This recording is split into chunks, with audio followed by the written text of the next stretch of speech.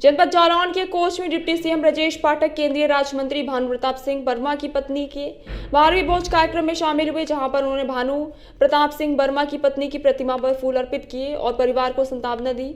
इस मौके पर डिप्टी सीएम का सैकड़ों बीजेपी कार्यकर्ताओं ने स्वागत किया और वहीं पत्रकारों ने मीटिंग के दौरान डिप्टी सीएम ब्रजेश पाठक ने कहा कि अयोध्या वर्ल्ड सिटी के रूप में विकसित हो रहा है।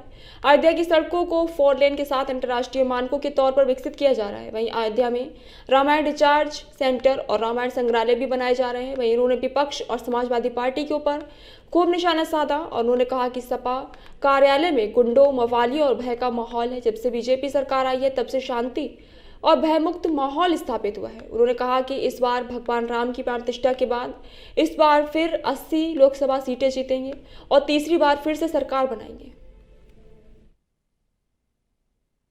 हम ईश्वर से प्रार्थना करते हैं कि वर्मा जी की धर्मपत्नी को ईश्वर अपने श्री चरणों में स्थान दें और परिवार को असहनीय पीड़ा को सहने की ताकत प्रदान करें। इस दुख की घड़ी में पूरी पार्टी उनके साथ है, हम सब उनके साथ खड़े हैं और उनके इस दुख की घड़ी में पूरी पार्टी साथ है और उनको दुख महसूस न हो, इसलिए लगातार हम लोग उनके साथ हैं।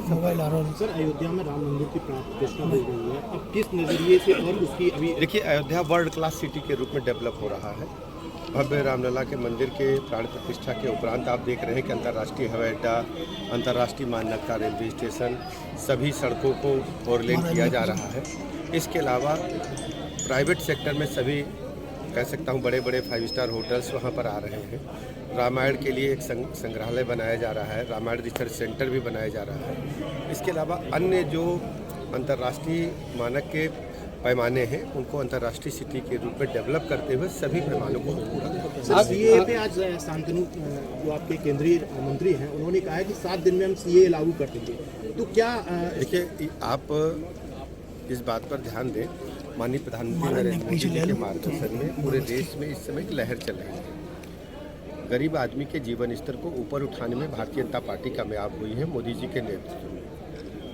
उत्तर प्रदेश के लिहाज से आप देखेंगे 2024 में जब चुनाव होगा, लोकसभा का हम 80 की 80 लोकसभा सीटें जीतेंगे और देश में प्रचंड बहुमत के साथ माननीय मोदी जी के नेतृत्व में भारतीय जनता पार्टी की सरकार बनी। तो सर, सीए पे क्या स्टैंड है? देखिए, आपको समय आने पर सब कुछ पता चल जाएगा। सर, अखिलेश यादव ने आज एक बयान दिया है कि उन्होंने कहा है कि जो प्रधानमंत्री का दावेदार था। देखिए, आप सबको पता है कि ये विपक्ष के पास कहने को कुछ बचा नहीं है और खासकर समाजवादी पार्टी की गुंडे या रजकता को लोग भूले नहीं हैं।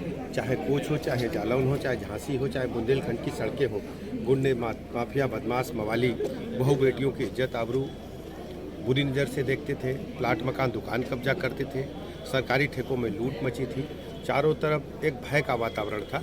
हमारी सरकार ने उत्तर प्रदेश में कानून का राज स्थापित किया। सर, एक फोटो ले लो, हम ईश्वर